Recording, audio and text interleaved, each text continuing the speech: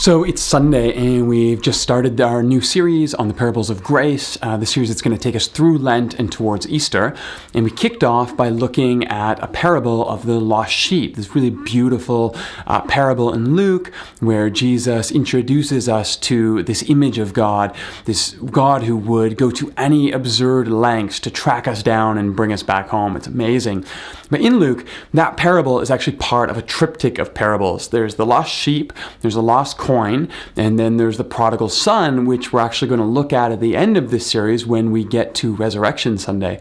But one of the things I didn't have time to talk about this week is the comparison between the lost sheep and the lost coin. There's a couple things here that I think are really beautiful about these parables. The first thing is that in the second one, this parable of the lost coin, Jesus ends it by saying, "I tell you the truth, there will be rejoicing and dancing in the presence of angels over one sinner who repents and is brought home." And I really love this image, that what Jesus is saying here is that even the angels will be surprised to see God get up and dance and celebrate over any one of us who makes our way home. It's a really beautiful image of all of the universe being overwhelmed by the goodness of God and the celebration of the divine. So amazing. But second, there's these two images that Jesus puts back to back. That God is like a wealthy shepherd with 100 sheep who would go out of his way to find one and bring it home.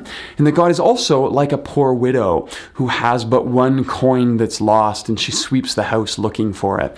And what this tells me is that Jesus sees the divine everywhere. Jesus sees God in the wealthy. Jesus sees God in the poor. Jesus sees images of God in men. Jesus sees images of the divine in women. And that all through this, Jesus is looking all around his world to see God everywhere. That Jesus can't help but notice the divine in everything he comes across. And I think for us, this reminds us to be more broad and expansive in our imagination of God, but also, I think what it does is it sparks our imagination to begin to look for God everywhere around us. That God is in everything that we see. The question is just whether we're able to notice it. And so I hope as we begin this series that takes us through Lent and towards Easter, that the parables of grace would begin to open your imagination, and that you might begin to look for God in places you've never imagined.